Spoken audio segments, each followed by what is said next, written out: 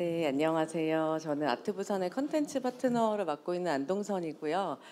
저는 바자라는 패션 매거진에서 오랫동안 아트를 취재해왔고 그 여름에 내 곁에 미술이라는 아트 에세이를 발간했어요. 네, 제가 그 아트부산의 컨텐츠 파트너로 합류하게 된 거는 지난 8월이었는데요. 이게 어떤 페어인지 어떻게 좀 차별화된 페어를 만들 것인지 되게 궁금했어요. 그래서 오늘 이 현장에 여러분들이 와 계신데 저희가 이제 이 페어를 만든다고 했을 때 이미 이제 많은 페어가 있잖아요. 그래서 제가 좀 떨려서 이거 좀 보면서 할게요. 네. 이게 그 디파인 서울이라는 이름처럼 그 디자인하고 파인아트를 연결하고 그다음에 컬렉터블 디자인, 뭐 아트피스를 저희가 소유함으로써 그 예술이랑 그다음에 예술을 소유한다는 것의 의미를 다시 한번 정의해보는 그런 페어를 만들고 싶어서 저희가 이 페어를 시작하게 됐습니다. 그래서 이번 페어의 처음 주제가 사물의 내면이라는 주제인데요. 그런 주제를 내걸어서 이제 페어를 만들었고 나무라는 물성에 이제 오롯이 이렇게 헌신해 오신 두 작가님, 나점수 작가님, 박홍구 작가님의 주제간 전시를 저희가 이번에 선보이게 됐어요. 그래서 이제 그 디파인 토크의 첫 시작에 저희가 이 사물의 내면이라는 좀 주제를 조금 더 깊이 한번 탐구해 보려고 이 세 분을 모셔서 이야기를 나누게 됐습니다. 일단 세 분에 대한 소개를 제가 먼저 드릴게요. 여기 계신 분부터 그 최성우 대표님은 문화기획자로서 특정 장소의 문화적 유산을 동시대 라이프 스타일로 풀어내는 데 관심을 두고 계세요. 서울 서촌에서 1930년대에 지어진 여관 건물을 보안여관이라는 복합문화 공간으로 운영하고 계시고 부산 초량에서 1920년대에 지어진 일식 가옥을 보수해서 오초량을 운영하고 계십니다. 국가무형문화재 제124호 궁중체화 이수자로서 한국궁중꽃박물관 관장을 맡고 계시고 궁중체화 서울 내부 이끌고 계십니다. 네, 그리고 문지윤 대표님은 15년간 브로드 클로디아라는 이름으로 매거진과 브랜드의 화보 작업, 상업 공간 스타일링, 전시 기획 및 연출 등에서 고유한 아름다움을 추구하며 활동하셨습니다. 오랜 경험을 바탕으로 최근 공예 작가들의 기물을 소개하는 뷰로 파피에를 런칭하셨습니다. 네, 그리고 저기 계신 정성감님은 20년간 기자와 편집장으로 잡지계에 몸담으셨고요. 독립한 후에는 을지로에 위치한 갤러리 클립을 열고 동시대 미술의 새로운 영역을 대변하는 작가들을 발굴해서 소개하고 계십니다. 한국공예디자인문화진흥원에서 발간하는 공예디자인 편집장과 건축과 디자인 분야에서 모더레이터로 활동 중이십니다.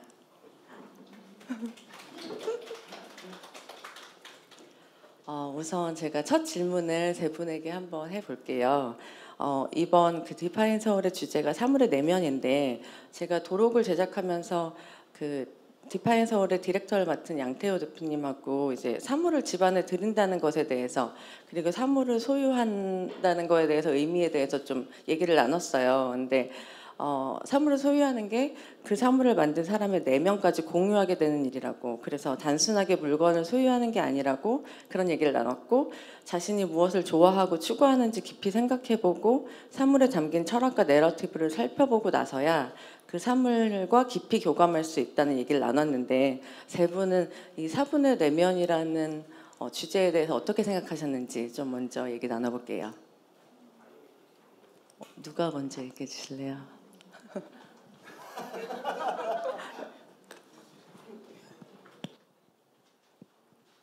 이게 나이 순으로 시키는 거. 그 사실 그 특히 이런 아트 페어에서 사물을 내면을 들여다본다든지 또 사물을 만든 사람들의 내면을 들여다보는 것은 쉬운 일은 아닌 것 같아요. 그래서 그 저는 사물을 소유할 때 어차피 사물이라는 것은 소유라는 단어가 등장할 수밖에 없잖아요. 소유할 때 약간 임보라고 생각하거든요. 임시 보관하는, 그러니까 약간 아름다운 것을 봤을 때, 내가 나한테 내 곁에 두고 보관을 해야 되겠다. 남들이 보관하기 전에 내가 해야지. 약간 그런 소유와 욕망 구조가 없을 수는 없죠. 사물이라는 것이. 그리고 사실 뭐 롤랑 바르트르도 말했지만 그 작가의 죽음, 독자의 탄생이라고 하잖아요. 그러니까 사물이 사실 그 만든 사람의 내면이 나한테 와닿기도 하지만 전혀 다른 내면이 내가 또 사물을 통해서 발견할 수도 있더라고요. 그러기 위해서는 일단 임시로 보관을 해야 돼. 나도 임시로 여기 사는 사람이니까 지구에 임시로 보관한다는 표현이 맞는 것 같고, 또 사물은 또 공유되어야 되는 거기도 하고, 사유라기보다는 공유가 되는 가치이기도 한 것 같아서 일단은 보관을 해야 되면 내 주변에 사물이 좀 늘어나게 되더라고요. 그래서 좀 저는 특성상 약간 맥시멀리스트여가지고 주변에 사물이 많아요. 사물이 없으면 안정되지를 않아요. 그러니까 하얀 집에 뭐 탁 하나 놓고 있으면 뭔가 불안하고, 내 주변에 약간 사물들이 자연스럽게 좀 놓여 있어야 되고, 아직까지는 개인의 사유니까 박물관이 아니니까 분류하고 체계화시킬 필요는 없잖아요. 내 주변에 사물이 그냥 무심히 툭툭툭 놓여 있고, 사물이 들어올 때는 굉장히 면밀하게 검토하고 보는데 일단 들어오고 나면 저는 무심해지더라고요. 그냥 이렇게 막 놓여 있고, 그러다가 어떤 날 지나가다가 뭐 빛이 들어오면서 그 사물이 다시 보이기도 하고, 그러면서 자꾸 그 사물하고 시간을 보내지 않으면 사물의 내면과 만든 사람의 내면이 와 닿지를 않는 것 같아요. 그 다음에 그 사물의 내면이나 만든 사람의 내면이 아무리 중요하고 네임 밸류가 있고 뭐 희귀한 골동품이라 할지라도 나하고 관계가 지어지지 않으면 사실 의미 발생을 안 하는 거지.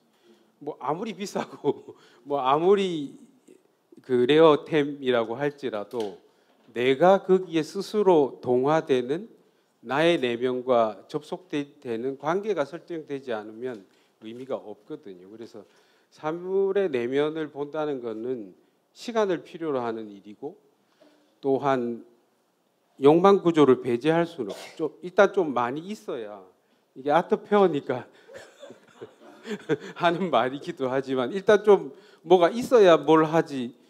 그 미식의 시작은 대식이라는 그런 말이 있잖아요. 그런 것처럼 뭔가 좀 자기 주변에 사물이 있고,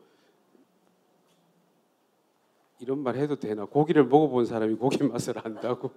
그 자꾸 사물을 대하고 사물을 접하고 또 사용해 보고, 그랬을 때 사물의 의미, 내면하고 나의 내면이 접속되기 시작하고, 한 번이 아니고 꾸준히 접속되어야 그 내면이 나한테 걸어 들어올 수도 있고, 내 내면이 거기에 접속되면서 뭐 동반 사물이 될 수도 있고, 사물이 나의 스승처럼 말을 건넬 수도 있고, 그런 관계가 형성이 되는 것 같아요. 근데 그거는 사실 많은 사물이 있지만 그런 사물을 만나는 것도 쉬운 일은 아닐 것이고, 그런 또 순간을 서로 간에 포착하는 것도 그렇게 쉬운 일은 아닌 것 같아요. 그래서 아무리 많더라도. 그래서 일단은 좀 많이 접하고 많이 만져보고 많이 사용해보고 또 많이 벽에 놔보고 하는 게 필요한 것 같습니다.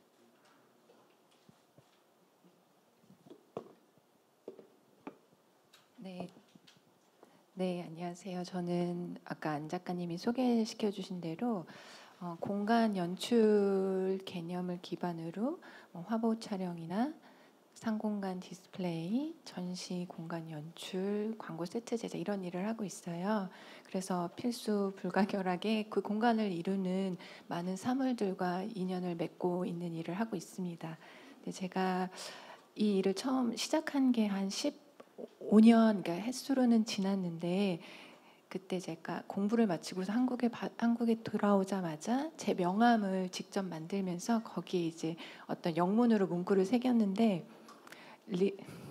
Listen to the songs of the little things라고, 작은 사물들의 노래를 듣자, 이런 문구를 새겼어요. 그래서 그때만 해도 제가 갓 30이 돼가지고 뭔가 정신이 조금 더 이렇게 뭔가 귀염성도 있고 이렇게 사회적으로 어떤 경험이 많이 없어서 제 어떤 마음을 그렇게 좀 표현하는 문구를 새겨서 그 이후로 계속 그 문구는 계속 제 명함에 새겨져 있고 저를 이제 사회적으로는 공간 연출가, 뭐 공간 스타일리스트, 인테리어 스타일리스트 굉장히 다양하게 불러주시는데 제가 저의 호칭을 뭐 따로 이렇게 어떻게 불러주세요 이렇게 말씀은 안 드리지만 역시 제 명함에는 리스너 앤 라이터라고 적었거든요.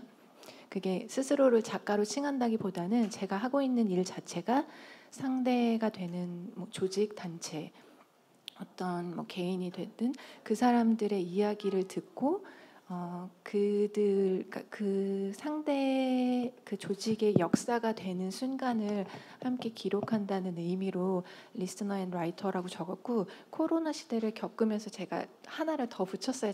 저에게. 그래서 스테어러라고 빤히 쳐다보는 자, 응시하는 자. 그래서 제 시선의 끝에는 항상 공간을 이루는 사물들이 자리하고 있고 그 사물을 만드는 있게 하는 자의 이야기를 늘 듣고자 하는 일을 업으로 하고 있기 때문에 올해 이제 디파인 서울의 주제 사물의 내면화라는 것이 제가 하고 있는 일과 굉장히 가까이 있고 제 마음속에 이렇게 들어온 주제여서 무척 마음에 듭니다. 이렇게 자연스럽게 흐름이 이렇게 만들어지네요. 제가 그 내용을 주제를 들었을 때 제가 제일 먼저 든 생각은 진짜 양태호 감독님다운 주제 설정이다 하는 생각이 제일 많이 들었어요.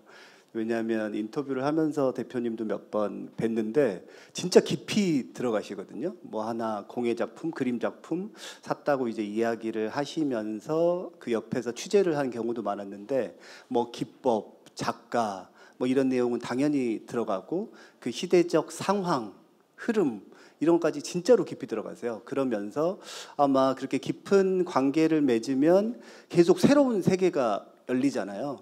더 막 다이브를 한번 한다고 치면 왜 물 찰랑찰랑한 데서 막 발장구만 치는 거는 재미의 한계가 있고 더 깊이 들어가야 뭐 심해어도 있고 막 평상시에 잘 못 보던 뭐 색깔도 있고 느낌도 있고 그래서 그런 것들을 한번 보여주고 싶었던 거가 아닐까 그런 생각이 들었고 그다음에 제가 요즘에 제일 많이 듣는 이야기 그리고 드는 생각 중에 하나는 왜 창작에도 시대 정신이라는 거가 있는데 소비에도 시대 정신이 있다고 치면 요즘의 시대 정신은 조금 덜 사는 거 조금 덜 소비하는 거가 모던인 시대인 것 같아요. 그런데 그러려면 그냥 대충인 거 별로인 거를 덜 살 수는 없잖아요. 깊이 고민해서 진짜로 좋은 거를 하나씩 사야 되는데 아티스트 이유환 선생님이 그러더라고요. 이 시대에 진짜 럭셔리가 뭐냐고 물었을 때 진짜 좋은 거를 하나씩 사는 거 그거가 럭셔리라는 말씀을 하셨는데 그래서 가슴속에 남아있는데 어떤 사물을 그냥 대충 막 이렇게 수집하듯이 사는 게 아니라 진짜 좋은 거를 하나씩 그 안에 담긴 이야기들 작가의 이야기 또 주변 상황 이야기 기법 재료 물성 다 포함해가지고 나한테 진짜 깊이 들어오는 거를 하나씩 갖는 그런 시대가 조금 되면 좋겠다. 이 페어에서도 좀 그런 걸 보여주고 싶다. 그런 거를 느꼈습니다. 지금 얘기 들어보시니까 너무 한 분 한 분 얘기가 너무 풍성하고 재미있죠. 제가 이 세 분을 모은 이유가 너무 딱 느껴지시죠. 저 이제 질문지를 정리하면서 이 세 분한테 저도 개인적으로 굉장히 궁금하고 또 디파인 서울을 대표해서 물어보고 싶은 질문들을 이제 생각해본 거였어요. 그래서 두 번째 질문이 디파인 서울이라는 게 어떻게 보면 정의하다라는 뜻이 있는데 우리가 그 사물의 내면을 깊이 향유하고 음미하고 그걸 우리 마음속에 좀 내면화하면서 우리 자신을 좀 디파인한다는 그런 의미를 또 갖고 있거든요. 제가 컬렉터들을 굉장히 많이 인터뷰했는데 그분들이 자기네 컬렉션이 자기의 사적인 역사를 그대로 반영한다고 얘기를 많이 하시더라고요. 저는 처음엔 되게 무감하게 흘려들었었는데 저도 한두 점 이제 좀 컬렉팅을 해보다 보니까 그게 정말이라는 생각이 들었어요. 그 물건을 봤을 때 제 상태, 제 마음 아니면 제 개인적인 커리어나 감성을 완전히 동기화시켜서 그렇게 사게 되던데 세 분에게 그런 개인적인 내면화했던 경험에 대해서 여쭤보고 싶고 또 정성갑 대표님 같은 경우에는 이제 클립이라고 그 작가분들의 작품을 소개하고 또 판매를 하시니까 판매하신 분들이 그런 경험을 하는 걸 좀 목도하셨을 것 같아요. 그래서 그런 얘기들을 좀 여쭤보고 싶어요. 목도한 경험은 없고 이게 처음 작품을 소개하고 그게 그분의 집에 들어가면 막 즉각적인 감흥으로 막 몸을 떠시었던 경험들은 많아요. 막 너무 좋다. 근데 그 이후의 경험까지 공유해 주시지는 않으니까. 근데 저가 작품을 사도 어떤 그 감동이 막 주구장창 막 10년, 20년 가는 거는 당연히 아닌 것 같아요. 왜 김연아가 금메달을 따도 그 유효 기간이 뭐 하루를 안 간다고 하잖아요. 근데 그거는 약간 뭐 절대적인 어떤 대상으로서 나에게 뭐 깊이 아주 닻을 내리는 경우는 흔하지 않은 것 같고, 그래서 질문에서 제가 이 질문을 들여다봤을 때 어떤 나의 내면화가 자리를 잡는 거는 어떤 특정한 한 불같이 튀는 한 순간이 아니라 시간의 축적에 의해서만 이루어지는 것 같아요. 그래서 아까 대표님이 우리 최성호 대표님이 대시기 미시기의 시작이라고 하셨잖아요. 저도 그 말에 너무 공감하는데 그냥 이것저것 막 사다 보면 제일 많이 듣는 질문 중에 하나가 어떻게 취향을 만들 수 있어요? 어떻게 안목을 키울 수 있어요? 이 질문을 진짜 많이 받는데 처음부터 딱 내게 100% 들어와서 꽂히듯이 자리 잡는 취향이나 안목은 없는 것 같아요. 예. 계속 사다 보면 더 유효 기간이 긴 게 어느 순간 있어요. 이거는 처음에 좋았는데 그렇게 오래 못 가는구나. 이거는 뭐 일주일짜리구나. 또 어떤 거는 사도 계속 좋고 어떤 거는 1년을 가고 어떤 건 2년을 가고 뭐 도자 작품도 제가 진짜 많이 사지만 자연스럽게 그냥 매번 꺼내는 컵과 그릇이 있잖아요. 그러면 그거가 내 취향이라고 생각이 들고 그래서 저도 막 이렇게 왔다 갔다 해요. 지금도 어느 날은 이게 좋았다가 어느 날은 이게 좋았다가 그런데 그런 과정을 통해서 제가 느끼는 거가 있다면 제 취향은 뭐 투머치 인포메이션이 될 수도 있지만 그냥 다 많이 뭐 그렇다고 많이 완벽히 많이 해보지는 않았지만 점점 심플한 게 좋아지는 것 같고 막 이렇게 어떤 번다한 장식이나 화려한 꾸밈이나 이런 것들은 결국은 오래 못 가더라고요. 예.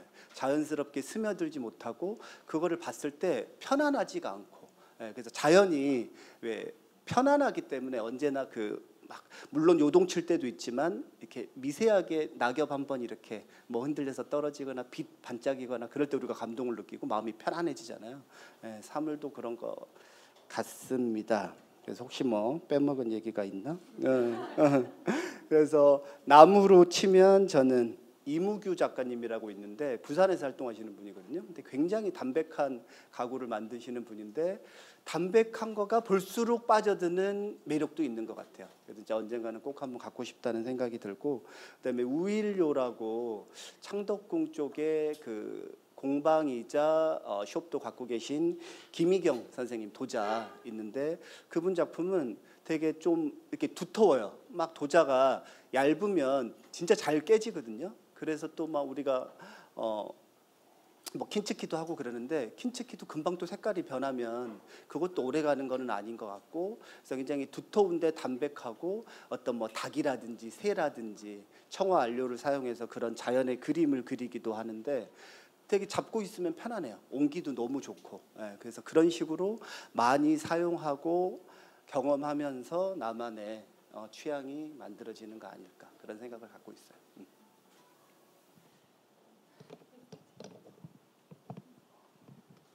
저를 이제 주변에서 아시는 분들은 제가 이야기를 좀 자주 해가지고 알고 계신 내용이기도 한데 제가 한 5년 전에 경기도 이천시청의 공예팀의 의뢰를 받아서 그 지역에 한 30분 정도 되는 공예가들의 컨설팅을 한 적이 있어요. 그때는 대중적인 어떤 접점을 스스로 찾지 못하는 작가들에게 그러한 소양을 다른 멘토들이 이제 참여해가지고 뭐 기의 어떤 형태나 시장에 이제 놓였을 때 어떤 쓰임이나 혹은 이거를 대중들에게 보여줄 때 홍보할 수 있는 이미지 촬영이나 그런 것들에 대한 거를 이제 작은 학교처럼 뭐 만들어가지고 선생님들을 초빙해서 한 작업을 제가 한 3년 정도 했었는데요.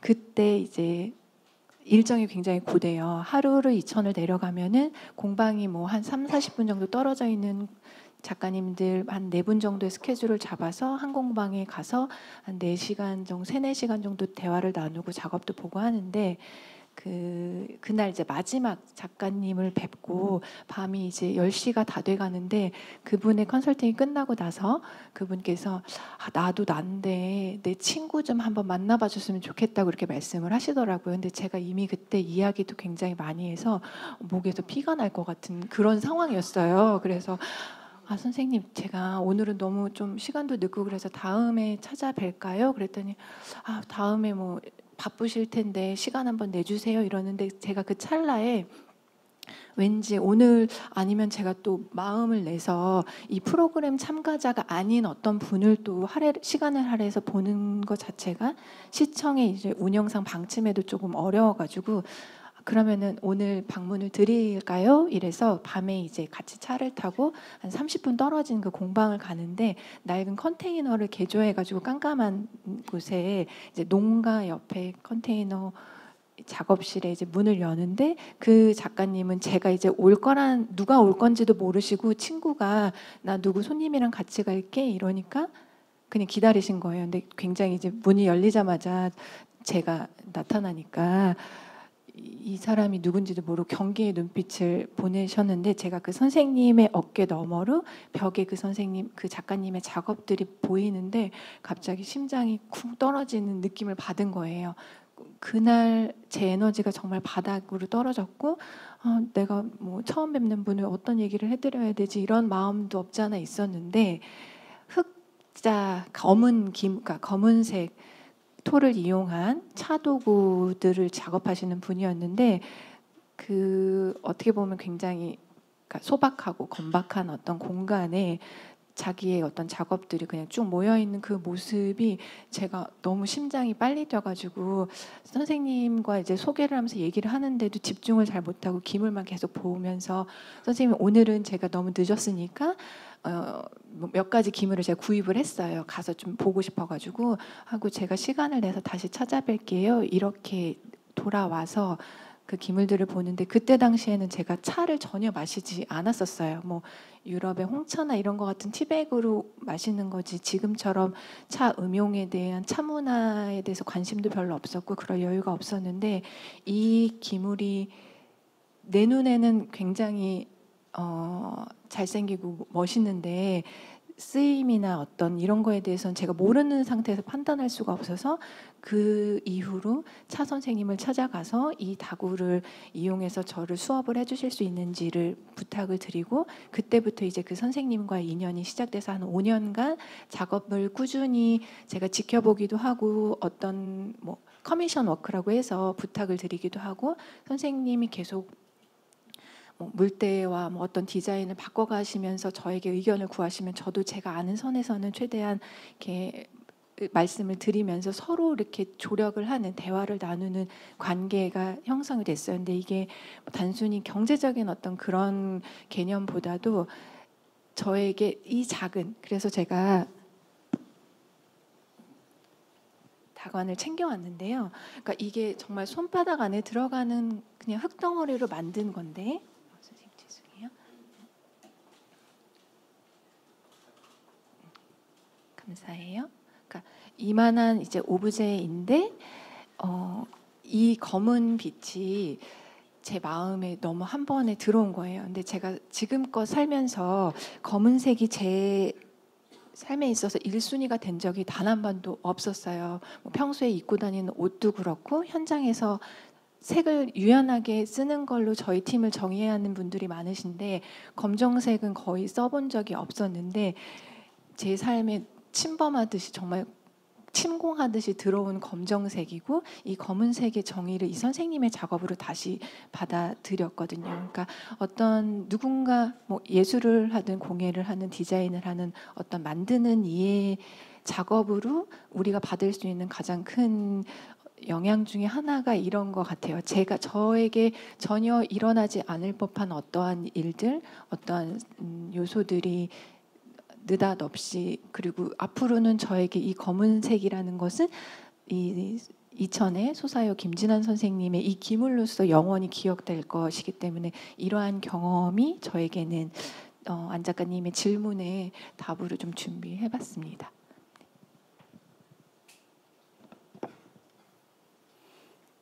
그 사물의 내면하고 자기하고 이제 싱크되는 그 부분이죠. 그 몇 가지 에피소드를 통해서 야 이런 건 정말 안 되겠다라는 경험이 있는데 어쩔 수 없이 제가 직업 위치적으로 그런 분들을 많이 만날 수밖에 없는데 한 10년 전인가 7, 8년 전에 압구정동 모 아파트에 내 아시는 지인이 사시는데 위에서 이제 누수가 생겼대요. 누수가 생겼는데 자기 집이 윗집이고 밑에 집에 자기가 물을 흘려 어떻게 잘못돼서 물이 흘러가서 밑에 집에서 난리가 났다는 거예요. 그래서 물이 조금 흘렀는데 자기가 컬렉션한 게 다 물에 젖었다는 거예요. 그래서 저 지인은 예술에 대한 그림을 잘 모르니까 형님이 와서 좀 이 그림이 어떤 그림인지 좀 봐주십시오 해서 내가 갔는데 그 방에 그림이 이렇게 세워져 있더라고. 있고 천이 덮여져 있는데 그 위로 물이 섰어요. 그래갖고 천을 이제 제가 이렇게 뒤졌고 그림을 딱 보니까 뭐 김창렬 선생님, 이우환 선생님 그 소위 말하는 그 당시에 미술 시장에서 잘 되는 작업들이 쌓여 있는 거예요. 천에 덮여가지고 너무 충격을 받았어요. 저는 이래도 되나? 사물이라는 거는 자기한테 들어오면 그 내면을 자기가 사실 어떻게 키워야 되는 거거든. 그로 인해서 또 자기가 성장해야 되고. 그러니까 우리 대표님 닭이 말했지만 그 자사오 같은 닭이는 자기가 오랫동안 쓰면서 거기 물을 붓고 사용하고 그 사용하는 차의 종류에 따라서 또 닭안의 맛이 바뀌기도. 이걸 양호라고 하는데 그 왜 옛날에 양호실 있잖아요. 자기가 돌보는 거지. 사물이 일단 자기한테 한번 들어왔으면 저는 매우 무심한 사람이기도 하지만 인보하는 거잖아요. 그러니까 돌볼 책임이 자기한테 있는 거예요. 근데 그 작가들의 치열한 작업들을 그렇게 쌓아놓고 황금성 위주로 본다는 거는 정말 충격적이었던 것 같고 또 2, 3년 전에 여기서 가까운 성수동에 모 회사를 하시는 분이 이제 해주 항아리 있잖아요. 북한 해주 지역에서 하던 양념도 닦고 하던 그게 옛날에는 북한에서 많이 넘어와가지고 많았는데 지금은 잘 없어요.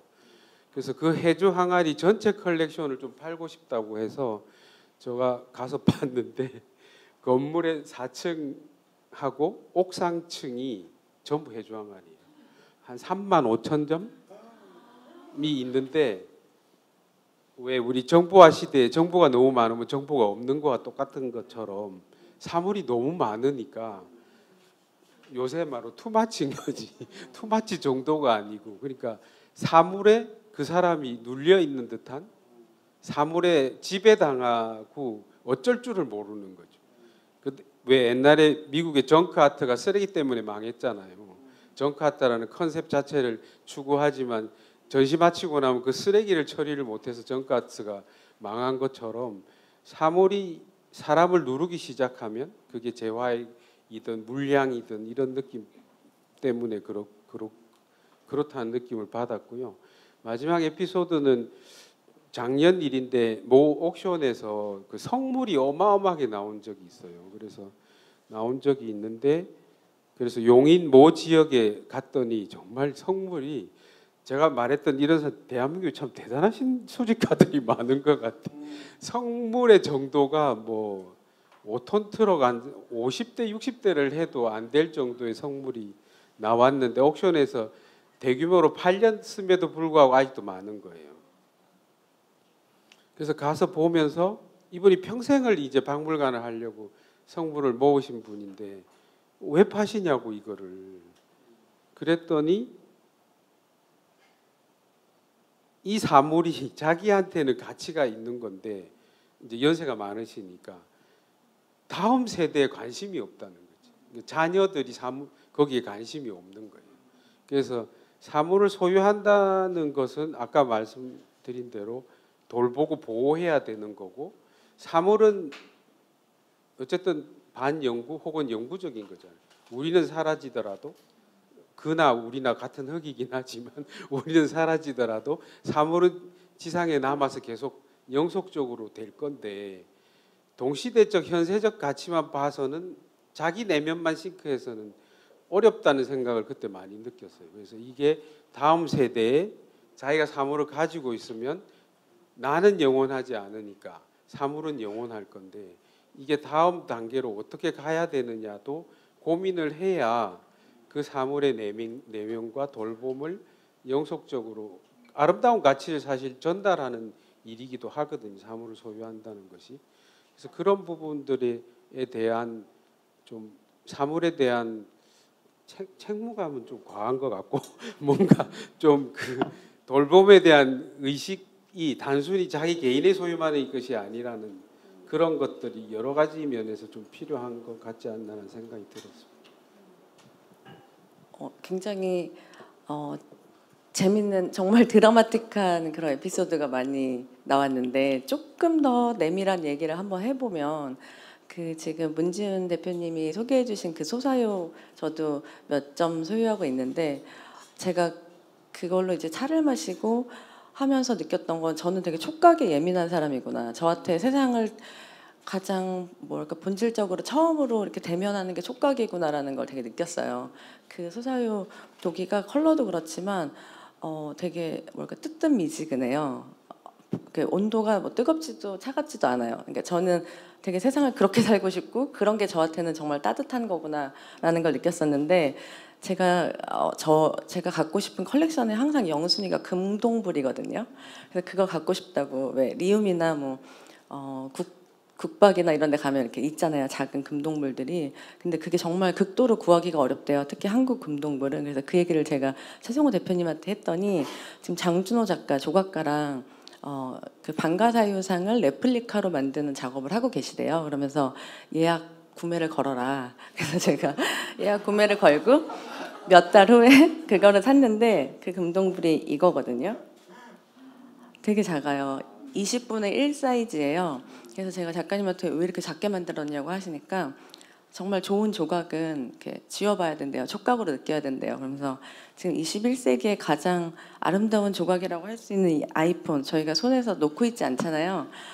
그런데 이제 저희가 미술관에 가면은 만질 수가 없으니까, 그래서 이걸 저는 원고가 안 써질 때마다 맨날 좀 이렇게 만지고 있거든요. 그러니까 세 분에게 그 동반 사물, 계속 일상을 같이 할 사물을 고를 때 그 생각하는 게 되게 많으실 텐데, 감각적인 거요, 내밀한 거에서는 어떤 조건들이 있는지 궁금합니다.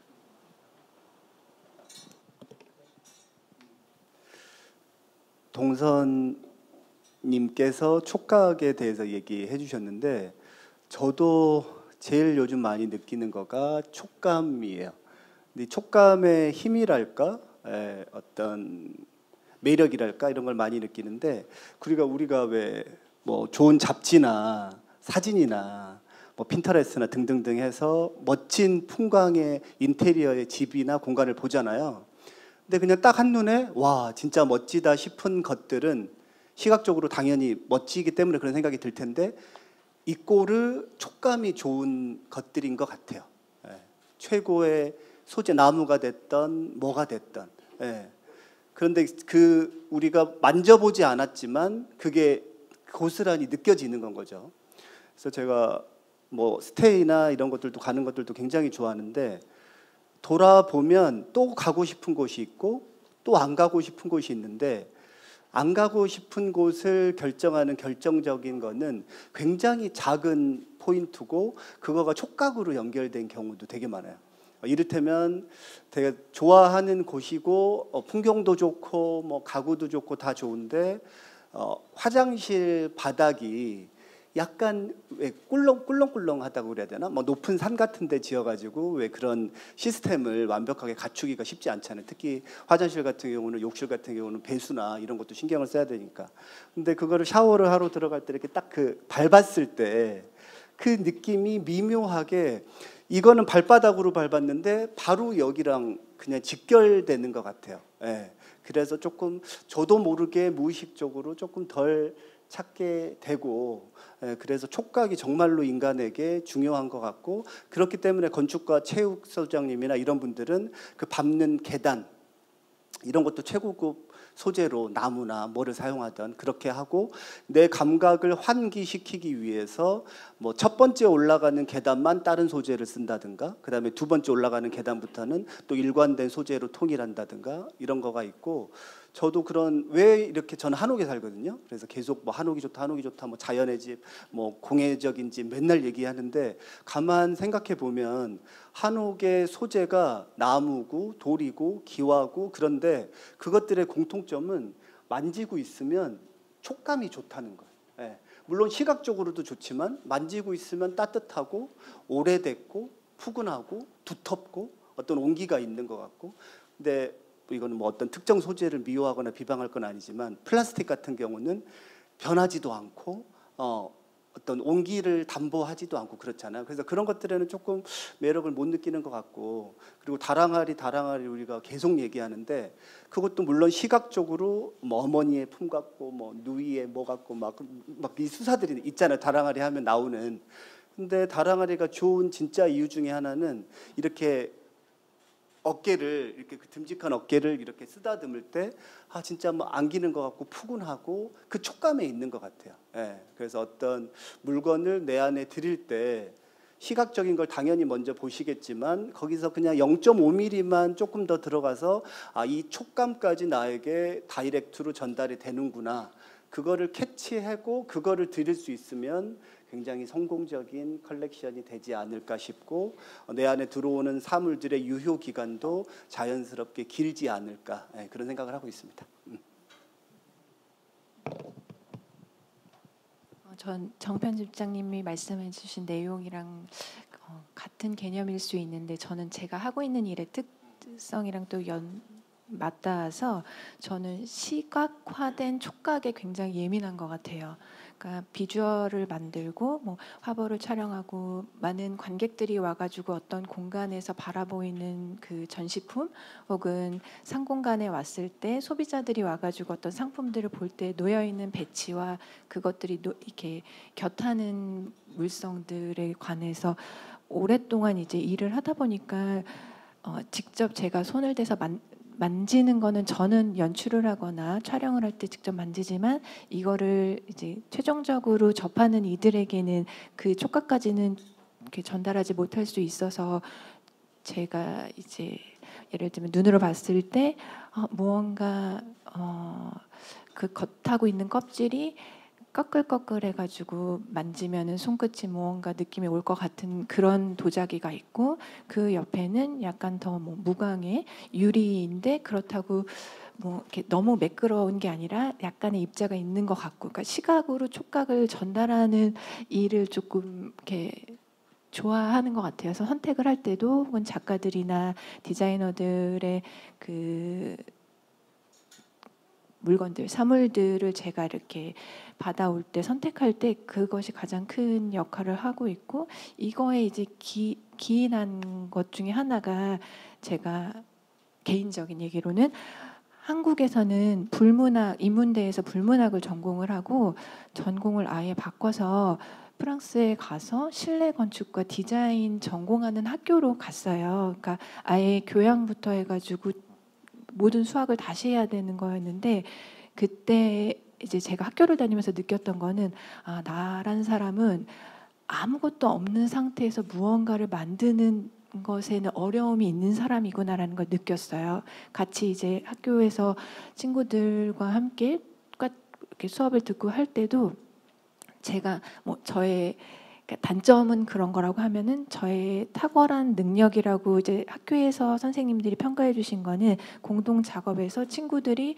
얼기설기 이렇게 큰 맥락을 만들어 놓으면은 그것들의 자리를 제가 배치를 하면서 이제 마지막에 어떤 시너리를 어떤 한 장면을 만드는 거에는 제가 큰 기쁨과 즐거움을 느끼는데 오히려 백지 상태 완전 흰 종이 포비아처럼 아무것도 없는 상태에서는 제가 한 발자국도 못 나가더라고요. 그래서 공부를 마치고 한국에 왔을 때도 제 전공을 한 다른 친구들은 뭐 설계 사무실이나 인테리어 디자이너로 활동을 하는데 제가 지금 하고 있는 일을 시작을 한 것 같아요. 그래서 많은 사물들, 그러니까 존재하는 사물들, 그러나 그것이 아까 최 대표님이 말씀해 주신 것처럼 3만 5천 개의 해주 항아리가 한 공간에 있을 때 누군가에게 어떤 한 장면을 보여주는 거는 또 다른 어떤 접근일 수 있는데 제가 잘하고 제가 좋아하는 거는 그런 시너리를 만드는 역할이라고 생각을 해서 말씀드린 것처럼 이렇게 보이는 어떤 그런 것으로 그 너머의 감각을 이렇게 생각해보고 짐작할 수 있는 그런 것에 좀 집중을 하는 편입니다.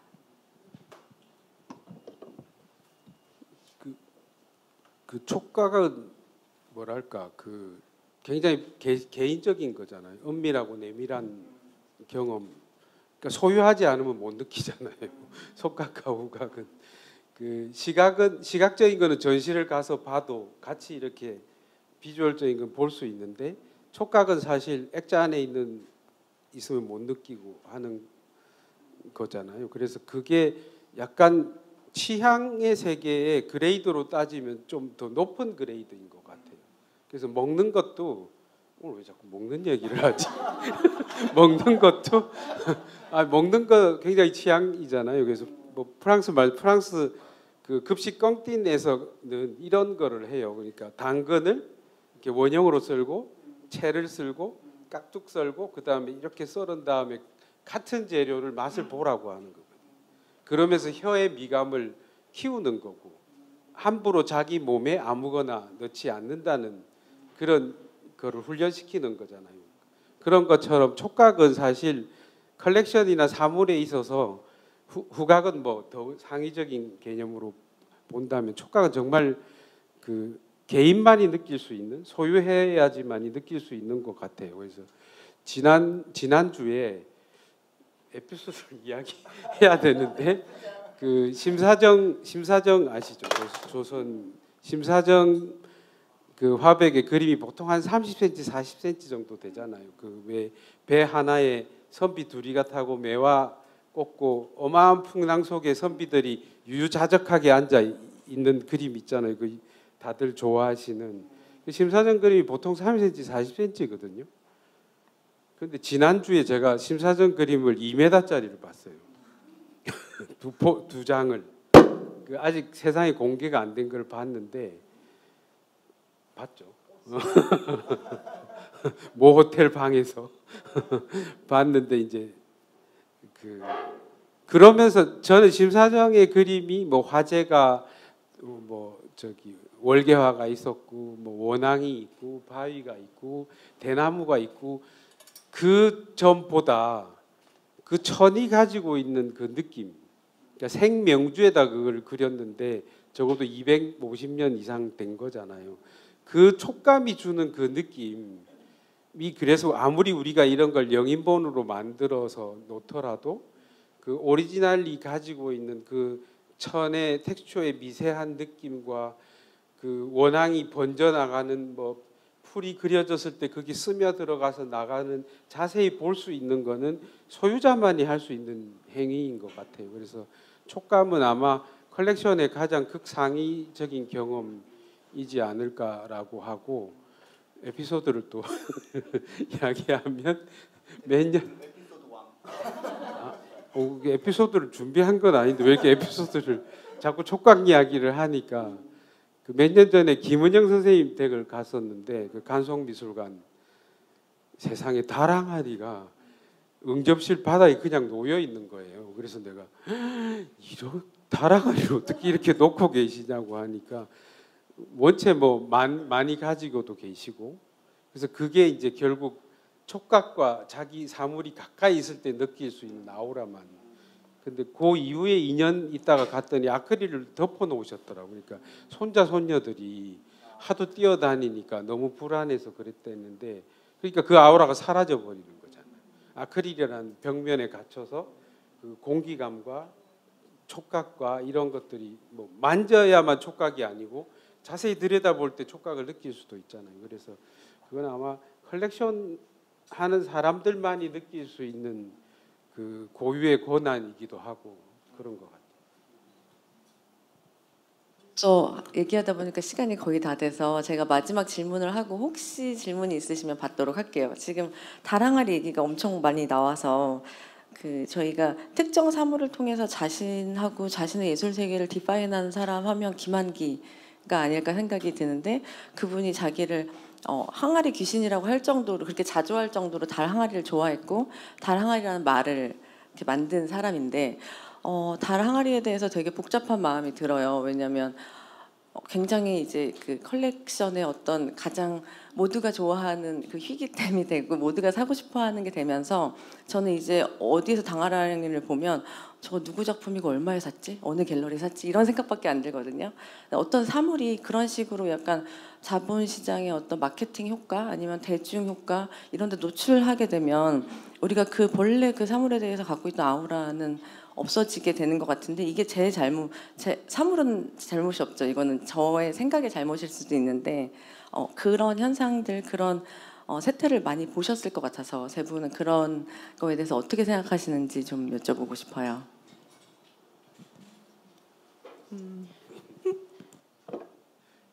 힘든 주제를 던지셨어요.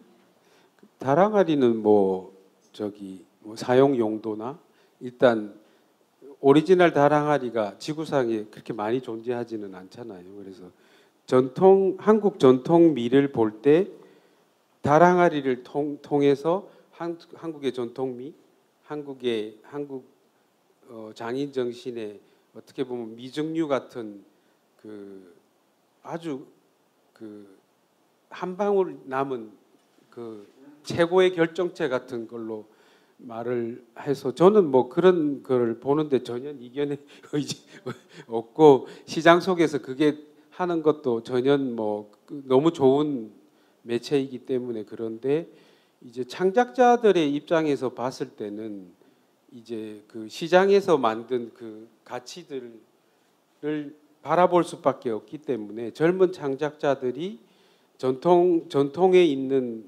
아름다움을 끄집어내서 자기 언어화하고 동시대 자기의 작품화를 시킬 때 그 시장의 어떤 그 타겟팅에 의한 목적지가 되어가는 것은 조금 조심스럽지 않나라는 생각이 들고, 젊은 작가들이 아무래도 다랑아리가 도자기니까 도자기하는 작가들의 목적지가 그 다랑아리로만 되는 거는 좀 조심스럽지 않나. 그래서 뭐 한국 전통미 안에 뭐 청아백자도 있고 고려 상감도 있고 굉장히 다양한 뭐 토기도 있고 하는 그런 다양한 선택들이 있는데, 뭔가 시장에 의해서, 꼭 시장만은 아니겠지만 다랑아리라는 정말 절대적 존재에 의해서 되는 거는 다양성적인 측면 혹은 오히려 자기 정체성을 이렇게 반란해서 찾아가는 측면에서는 좀 조심스러운 부분이 있지 않나 하는 생각이 듭니다.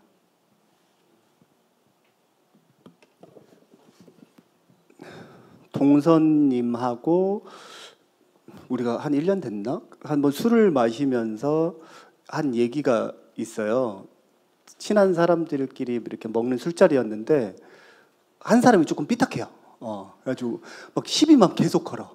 그래서 나중에는 뭐 거기 대화하다가 지쳐가지고 제가 그냥 대화의 흥미를 딱 잃어버린 적이 있는데, 우리 동선이 다음 날 인스타그램에 이렇게 글을 썼는데 그거가 되게 임프레시브하게 남아 있어요. 그거를 막 겨냥하고 뭐 뜬 건 당연히 아닌데, 염세적인 태도로는 그 무엇도 할 수 없다. 이게 어떤 맥락이 있는지, 정확한 맥락이 있는지는 모르겠지만 우리 단색화가 떴을 때도 주변에서 맨날 그랬어요. 뭐 이름만 대면 다 아는 갤러리하고 뭐 미술 평론가랑 기획자랑 마치 야합하듯이 해서 이거를 띄웠다. 왜냐하면 본인들의 작품 갖고 있는 작품이 그만큼 많고 그거가 가격이 올라가면 최대의 수혜는 본인들이 될 테니까. 근데 저는 그런 말을 만약에 듣고 그 대상을 진짜로 봤을 때 작품이 별로면 왜 이런 걸 띄운 거야? 뭐 속았네. 막 이런 느낌이 들 텐데 그렇게 띄운 작품들을 하나씩 보면 뭐 정상화 선생님, 뭐 이우환, 윤형근, 박소복 하나하나 다 좋잖아요. 안 좋지 않잖아요. 그러니까 좋은 거를 좋다고 이름을 호명해주고 어떤 그룹 안으로 들어갈 수 있게 미술이라고 치면 그게 사조가 될 텐데 이건 뭐 입체파야, 야수파야 이렇게 해서 그 여러 명의 수많은 작가들이 이름 없이 파묻힐 수 있었는데 그 어떤 든든한 원을 만들어주고 그 안에 이렇게 안착시켜주는 거는 굉장히 의미 있는 일 같아요. 어떤 자본의 뭐 논리 이런 거와 그냥 별개로. 그래서 다랑아리 이야기도 저는 보고 들을 때 그냥 다랑아리가 또 인기 있는 이유 중에 하나가 왜 그걸 그림으로 그리시는 분들도 있잖아요. 근데 특히 강남 쪽에서는 거실에 다랑아리를 걸으면 애가 서울대를 간다는. 그래서 이런 거 그래서 모두가 뭐 타워팰리스 같은 데 가면 한때 그 다랑아리 놓여져 있는 위치까지 똑같아요. 여기도 다랑아리, 여기 다랑아리, 여기 다랑아리. 그리고 이쪽에 뭐 줄리아 높이 뭐 해가지고 그래서 제가 뭐 이런 거를 봐도 저는 막 그를 어떤 막 무취향의 세계로 막 염세적인 태도로 비난할 수도 있고 막 조롱할 수 있겠지만 또 어떤 면에서 들면 한국인이 어떤 뭔가를 비싼 뭔가를 살 때는 어떤 기복신앙, 뭔가를 바라는 거, 우리 남편 잘 됐으면 좋겠고, 우리 아들 서울대 갔었으면 좋겠고, 우리 집에 돈 크게 많이 돌았으면 좋겠고, 그런 거랑 진짜 다 연결돼 있는 것 같아요. 그래서 그런 거를 보는 것도 재미있고, 그래서 어떤 현상이나 이런 거를 봤을 때 뭐 무슨 도덕 선생님 같은 얘기인데 그렇게만 보지 않았으면 좋겠고, 특히 다랑아리에 대해서 뭐 구체적인 얘기로 들어가자면 저는 그런 얘기를 들을 때마다 우리에게도 이렇게 자랑할 수 있는 내세울 만한 오리지널이 있구나. 저는 그 생각이 항상 제일 많이 들거든요.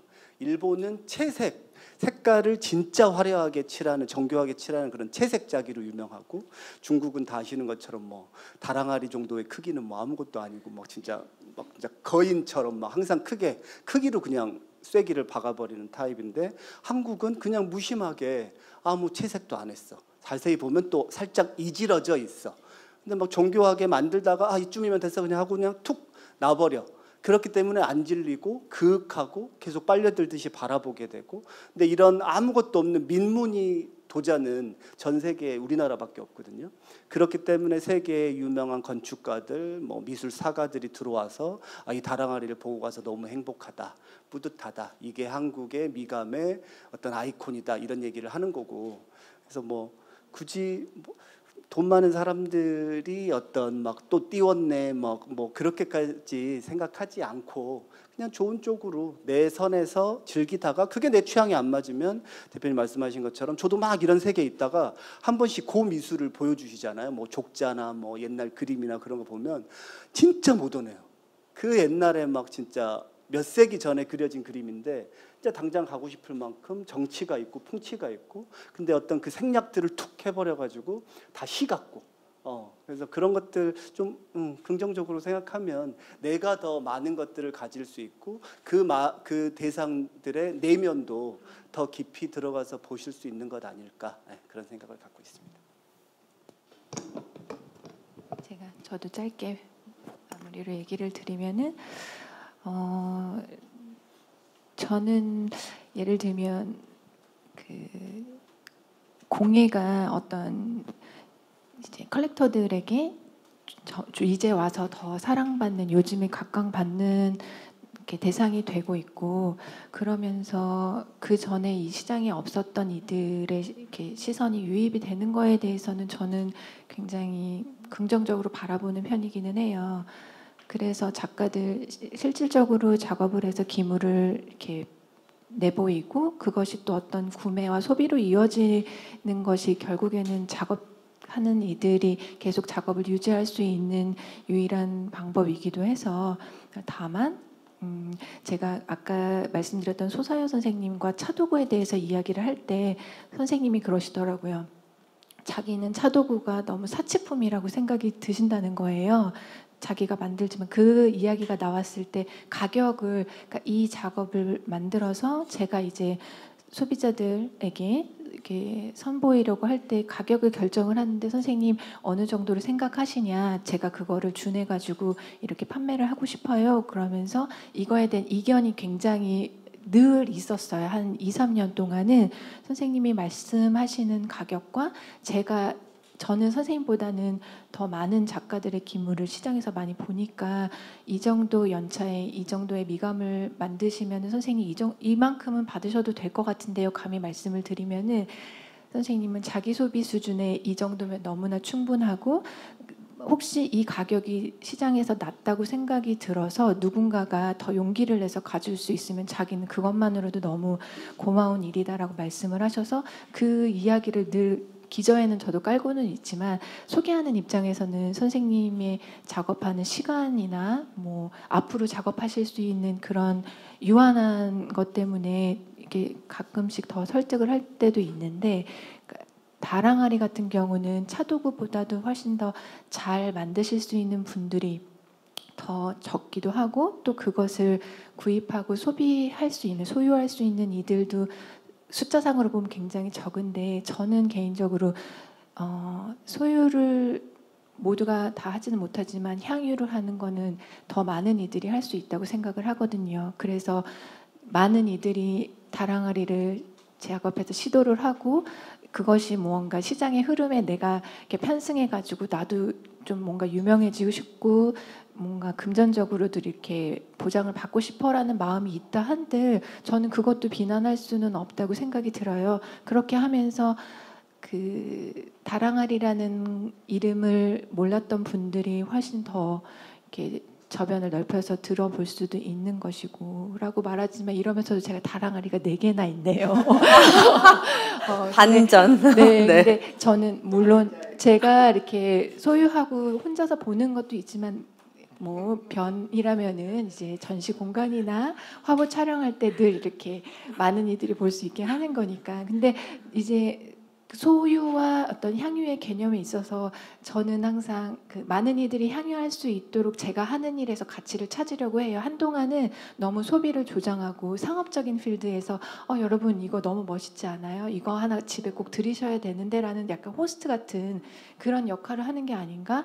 불필요한 거를 세상에 계속 재생산하면서 쓰레기를 만드는 건 아닌가라는 걸 생각했는데, 우리가 유한한 삶에서 아름다운 어떤 삶의 장면은 굉장히 크지 않아도 되고, 정말 한 곁에 안 작가님의 내 곁의 미술이라는 책 제목처럼 정말 내 삶 속에 내 곁하는 이런 예술과 공예들은 그 크기와는 상관이 없는 것 같아요. 내가 얼마나 이거를 온전히 품고 바라보고 함께 하느냐.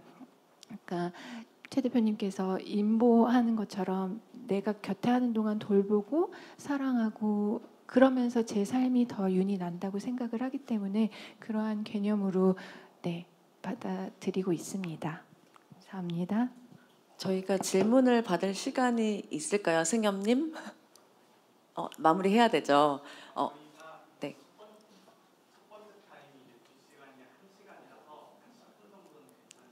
네. 혹시 그럼 질문 하나만 받고 끝내도록 할게요. 혹시 네.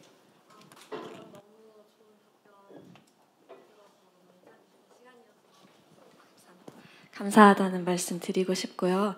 그 세 분의 연사님들 이야기를 듣다 보니까 취향이 너무 궁금해져서 혹시 세 분께서 지금 최근에 가장 애착을 갖고 있는 사물이 있다면 한 가지씩만 소개해 주실 수 있을까요?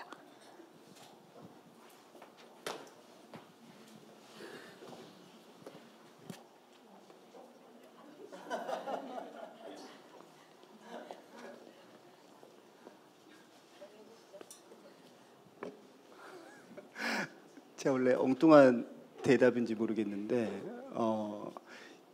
모르겠어요. 굳이 내가 진짜 이 순간에 좋은 거가, 그러게요. 사물을 말씀해달라 그랬는데 사물일 필요가 있나라는 생각은 들고, 그래서 뭐 물론 들여다보면 오늘 아침에 먹었던 뭐 테이블웨어도 있을 테고 뭐 오디오도 있을 테고 등등등등 있을 텐데, 그냥 저 오늘 여기 오기 전에 제가 원래 수영을 매일 아침 가는데 이것 때문에 못 갔어요. 차분하게 이제 한번 대답도 곱씹어 보고 하느라고.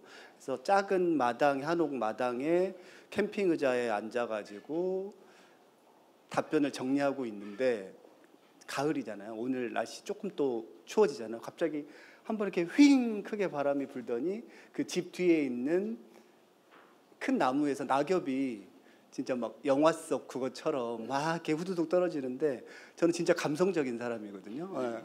막 너무 아름다워.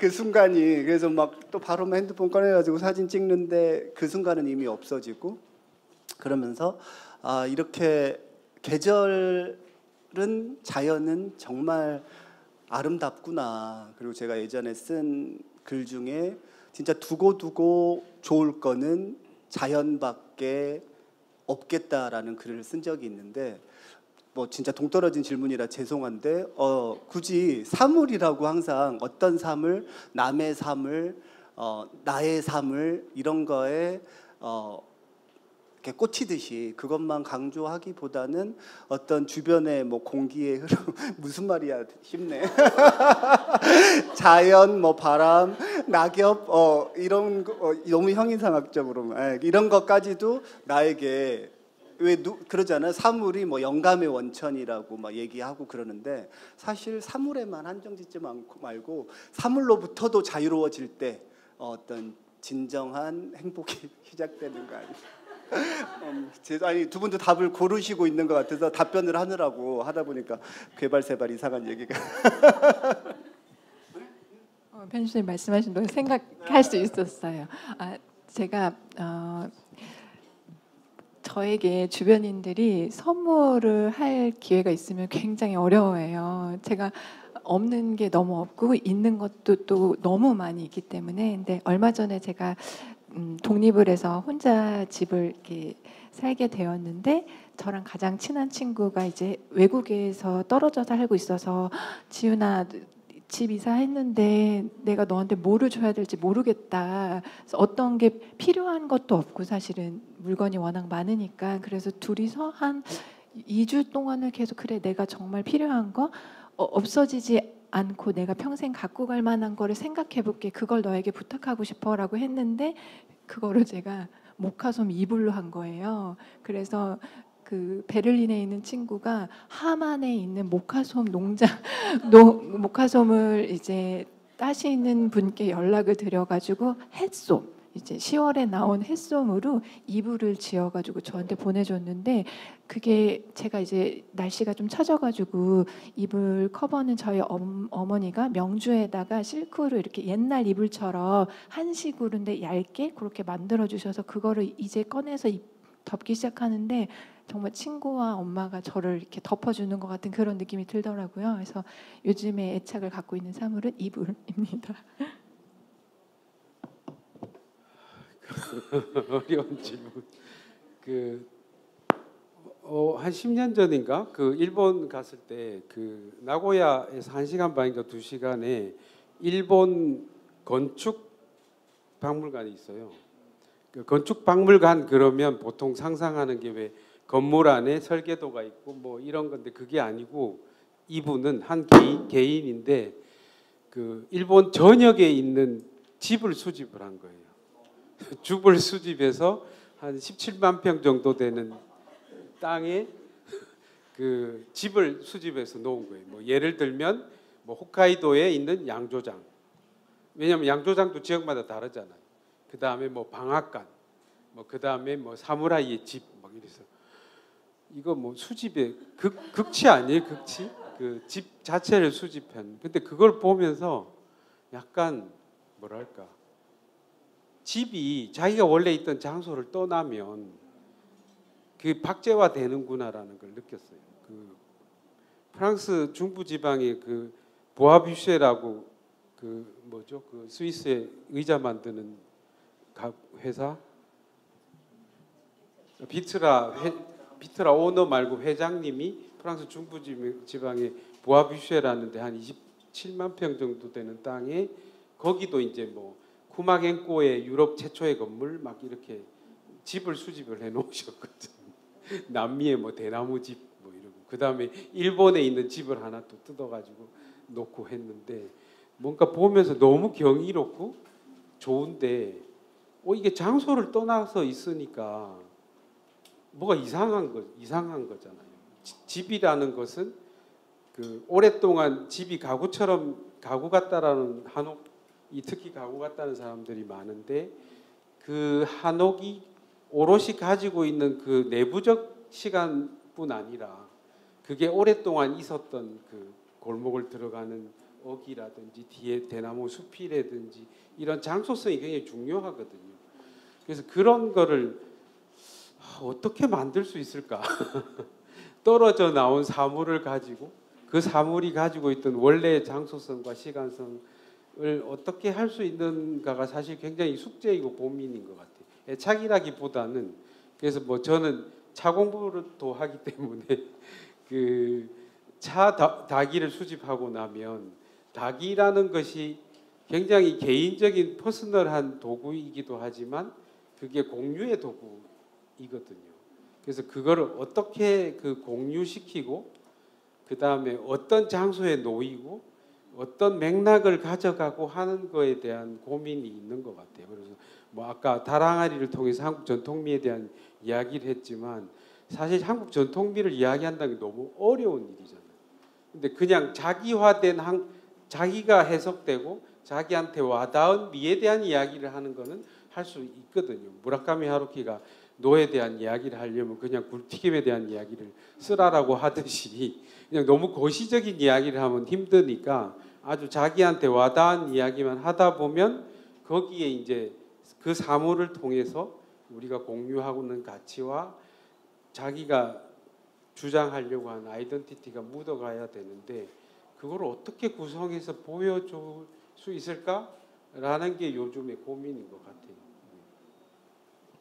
네, 오늘 한 시간이 되게 짧게 정말 이 세 분의 시간성이 엄청 압축적이고 너무 드라마틱해서 되게 재밌는 얘기를 들으셨을 텐데 이 되게 질문과 영감으로 가득한 이런 얘기들이 오늘 이 페어를 볼 때 어떤 뭔가 다채로운 프리즘처럼 그냥 이렇게 뭔가 작용이 됐으면 좋겠고 오늘 시간 함께 해주셔서 정말 감사합니다. 네.